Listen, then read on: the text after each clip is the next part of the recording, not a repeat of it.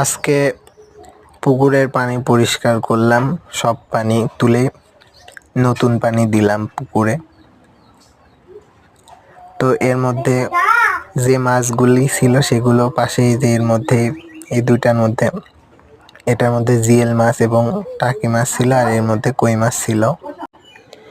তো মাছগুলা সবই এর মধ্যে রাখা আছে, পানি আবার নতুন করে দেওয়া হচ্ছে। আমার জিয়েল মাছের কাঁটা হাতে 2 জায়গায় ফুটে গেছে, অনেক ব্যথা যন্ত্রণা করতেছে। মাছগুলা দেখেন কি সুন্দর,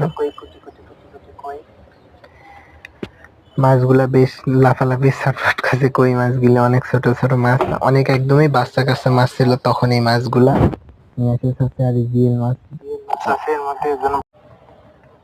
ভয় করতেছে, জিয়েল মাছ আর টাকি মাছ আছে, তো জিয়েল মাছ 2টা কাঁটা ফুটিয়ে দিয়েছে হাতে। আমার তো হাতের মধ্যে অনেক যন্ত্রণা করতেছে। একটু পরেই মাছগুলা সব আবার পানিতে ছেড়ে দেবো একসাথে, সব আবার একসাথেই থাকবে।